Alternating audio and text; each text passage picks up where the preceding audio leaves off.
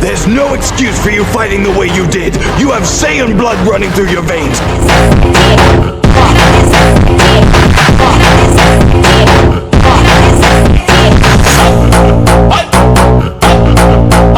इस एपिसोड की स्टार्टिंग में हम देखते हैं मदर ऑफ फॉल एंजल को। इस मोड पे mother of all angel Goku Vegeta इन दोनों को ही ट्रेन कर रही थी। वो गोकू वेजिटा से कहती है, देखो तुम्हारा जो इमोशन ट्रांसफॉर्मेशन है वो इमोशन ट्रांसफॉर्मेशन काफ़ी ज़्यादा पावरफुल है। और गोकू, जब तुमने ब्रोली के साथ उसकी 100% पावर के साथ बैटल करी थी तब तुम लोगों की पावर बिल्कुल इक्वल थी। पर तुम्हें एक चीज़ नहीं पता होगी, जो ब्रोली है वो बैटल करते दौरान पावरफुल बनता है। और यहाँ पर लॉर्ड ओकुमो ब्रोली के साथ बैटल इसलिए करना चाहते हैं क्योंकि यहाँ पर वो कंफर्म है कि वो हार जाएंगे, बट वो ये देखना चाहते हैं कि वो एक ऐसे लेजेंडरी सैन के आगे कैसे टिकेंगे जिसकी पावर्स बढ़ती रहती है, जिसकी कोई लिमिट नहीं। इस मोड पर Goku mother of all angel की इस बात से काफ़ी ज़्यादा सहमत होता है क्योंकि उसने ब्रोली के साथ वाली बैटल में एक्सपीरियंस किया था। ब्रोली पहले तो काफ़ी ज़्यादा वीक लग रहा था, पर धीरे धीरे कर वो गोकू के अटैक पैटर्न को समझ रहा था और वो धीरे धीरे बैटल के दौरान ही स्ट्रांग होते जा रहा था। गोकू तब काफ़ी कन्फ्यूज़ हुआ था और यहाँ पर जो मदर ऑफ ऑल एंजल ने उसे कंफर्मेशन दिया है, अब गोकू समझ जाता है। इस मोड पर वेजिटा के दिमाग में ये सवाल आता है कि आखिर ब्रोली की पावर बैटल के दौरान बढ़ती है तो फिर हम उसे कभी सरपास नहीं कर पाएंगे। तो फिर अगर लॉर्ड ओकुमो ने हमारी बैटल ब्रोली के साथ करा दी तो फिर हम लोग तो हार ही जाएंगे, तो इसमें क्या ही प्रॉफिट होगा।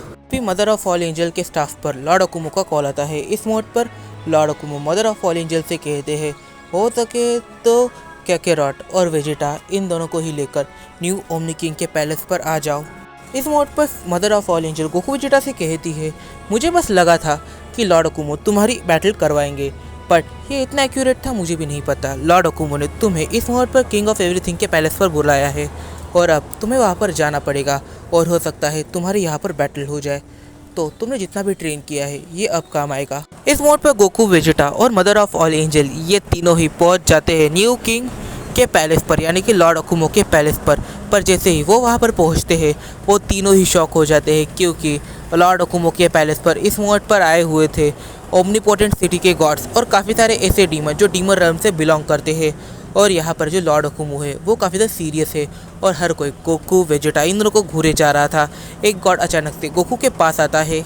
इस मोड पर ये गॉड और कोई नहीं ब्रोली होता है। ब्रोली यहाँ पर गोकू से कहता है, कैकेरॉट मुझे तुम पर भरोसा है, तुम इस बैटल को जीतोगे और जब तुम इस बैटल को जीत जाओगे तब हम तीनों अपनी जर्नी पर निकल पड़ेंगे और यहाँ पर लॉर्ड ओकुमो के टास्क को हम तीनों मिलकर कंप्लीट करेंगे। और यहाँ पर ब्रोली काफ़ी ज़्यादा सीरियस लग रहा था।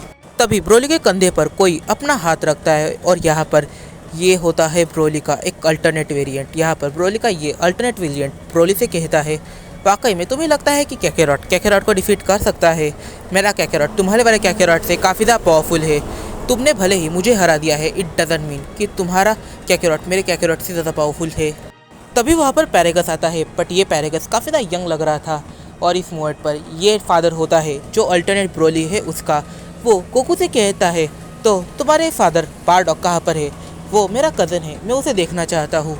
फिर वो ज़रा आसपास देखता है और उसे बारडॉग नहीं दिखता। इस मोमेंट पर ये पैरेगस गोकू से कहता है, ये मत बोलना कि अभी तुम्हारे फादर को रिवाइव करना भूल गए हो या फिर तुमने अभी तक उन्हें रिवाइव नहीं किया है। तुम काफ़ी बड़े गधे हो अगर तुमने ऐसा किया हो तो। यहाँ पर जो हमारा ब्रोली होता है वो गोकू को एक्सप्लेन करता है कि जो पैरेगस और बारडॉग है वो दोनों कज़न ब्रदर्स है और यहाँ पर जो बारडॉग है वो पूरी तरीके से एक लो क्लास वॉरियर नहीं है। उसके डैड असल में एक एलाइट क्लास वॉरियर है और उसकी मदर एक लो क्लास वॉरियर है। और इस वर्ड पर जो बारडॉग है वो पूरी तरीके से लो क्लास वॉरियर नहीं है। तो फिर इसका ये मतलब हुआ कि गोकू भी यहाँ पर लो क्लास वॉरियर नहीं है। इस मोमेंट पर गोकू के दिमाग में सवाल आता है कि आखिर मेरे फादर थे कौन, और वो अब अपने फादर को रिवाइव कर सकता था क्योंकि अब उसके दिमाग में ये सवाल था कि आखिर उसके फादर थे कौन। और इस मोमेंट पर जो वेजिटा होता है वो चिल्लाता है, मुझे लगा ही था एक लो क्लास वॉरियर मुझ जैसे एक सैयन रॉयल्टी को टक्कर नहीं दे सकता। तुम एलाइट क्लास वॉरियर हो कैकेरॉट, मुझे पहले से पता था। चलो फालतू चीज़ों को दरअसल स्किप करते हैं और आते हैं मेन बैटल की ओर। यहाँ पर गोकू वेजिटा रिंग के अंदर एंटर करते हैं अपने MUI और अल्ट्रा ईगो ट्रांसफॉर्मेशन के अंदर और यहाँ पर हम देखते हैं इनके अपोनेंट्स को। असल में हम जितना शौक है उससे 10 टाइम ज़्यादा शौक गोकू वेजिटा है क्योंकि यहाँ पर उन्होंने ये चीज़ को एक्सपेक्ट नहीं करा था। और यहाँ पर super Saiyan 4 limit breaker Goku और super Saiyan 4 limit breaker Vegeta है। ये दोनों काफ़ी इंटेंसली गोकू वेजिटा को देख रहे थे। यहाँ पर जो super Saiyan 4 limit breaker Goku होता है वो इस मोमेंट पर अपने वेरिएंट को देखकर कहता है, मतलब कि मास्टर अल्ट्रा इंस्टेंट गोकू को कहता है, तो तुम्हारे जो वाइट हेयर्स है ये काफ़ी हद तक एंजल्स की याद दिला रहे हैं। क्या तुमने एंजेलिक ताकतों को चुना है? और यहाँ पर MUI गोकू कहता है, इस ट्रांसफॉर्मेशन को मास्टर्ड अल्ट्रा इंस्टेंट कहते हैं। और ये भी काफ़ी ज़्यादा इंटेंस लग रहा था क्योंकि इन दोनों की ही बैटल काफ़ी ज़्यादा डेंजरस बनने वाली थी। काफ़ी ज़्यादा अजीब बात तो ये है, जो लिमिट ब्रेकर ट्रांसफॉर्मेशन में वेजिटा होता है वो अपने अल्ट्रा ईगो वेरिएंट को देख रहा होता है। और यहाँ पर जो लिमिट ब्रेकर होता है वो अल्ट्रा ईगो से पूछता है, आखिर तुम लोगों ने इन ट्रांसफॉर्मेशंस का रास्ता क्यों अपनाया? इतनी वीक ट्रांसफॉर्मेशंस के अंदर तुम्हें वाकई में लगता है तुम हमें डिफीट कर पाओगे? यहाँ पर ultra ego Vegeta limit breaker से कहता है, शायद तुम जानते नहीं हो इस ट्रांसफॉर्मेशन को कहा जाता है अल्ट्रा ईगो। और इस ट्रांसफॉर्मेशन को यूज़ करते हैं खुद गॉड ऑफ डिस्ट्रक्शंस। और इस मोमेंट पर तुम मुझे गॉड ऑफ डिस्ट्रक्शन के लेवल पर भी नहीं लग रहा, वाकई में काफ़ी ज़्यादा बचकाने लग रहे हो तुम।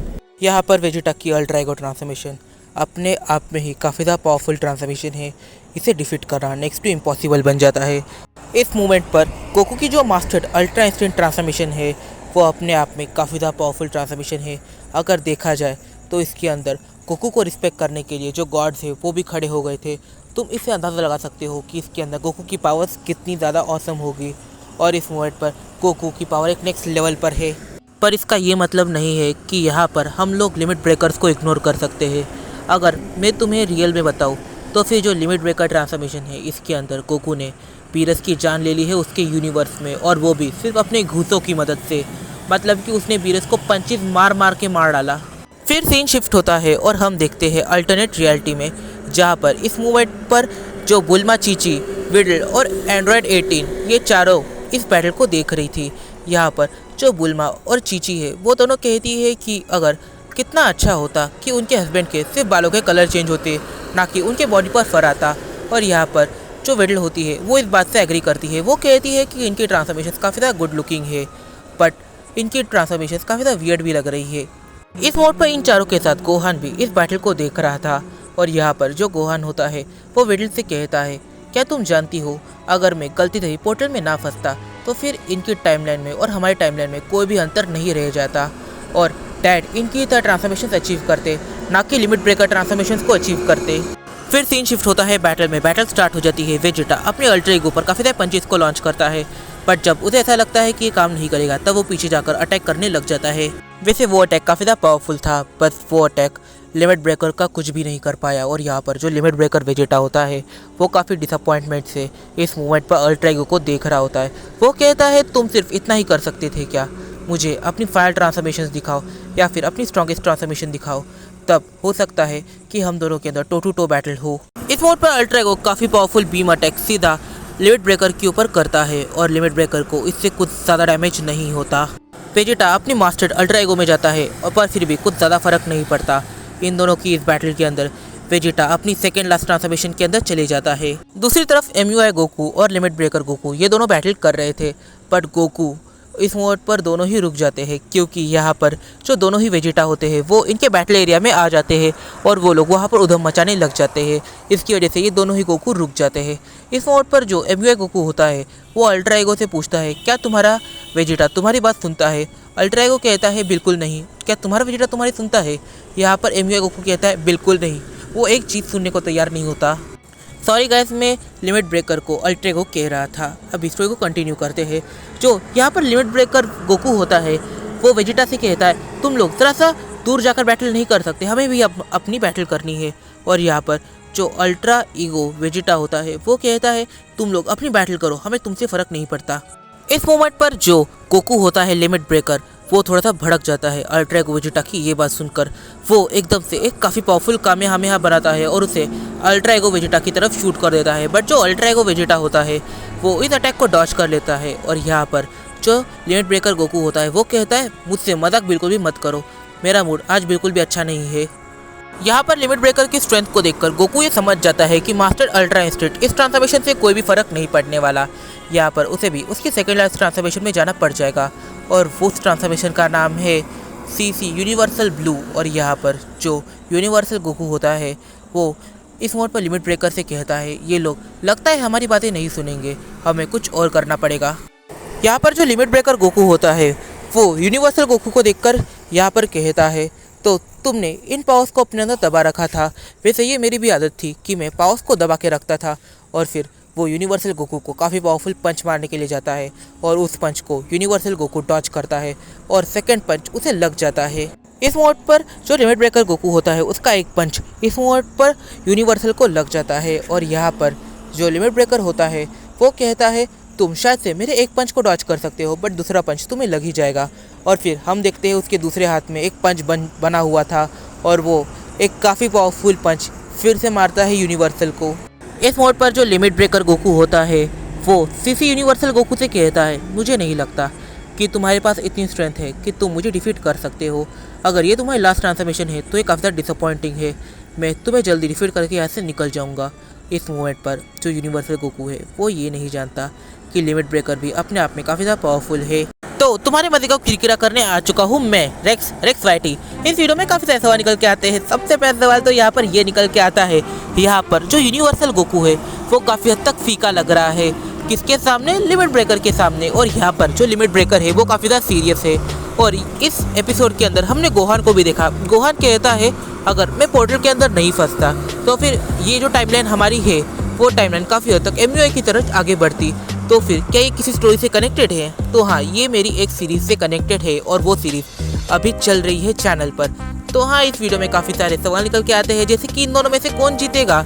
तो इन फैसलों की जो हम जानेंगे अपने आने वाले कुछ वीडियो में। तब तक के लिए बाय बाय। वीडियो पसंद आए तो वीडियो कर लेगा, चैनल को दे सब्सक्राइब और इस वीडियो को अपने फ्रेंड के साथ शेयर जरूर से कर लेना और मुझे इंस्टाग्राम पे फॉलो करना मत भूलना, लिंक डिस्क्रिप्शन में दिया हुआ है। तो मिलते हैं अपनी अगली वीडियो में। और भाई मेरा नाम रेक्स वाइटी है, आर की जगह SQ डाल रहे हो।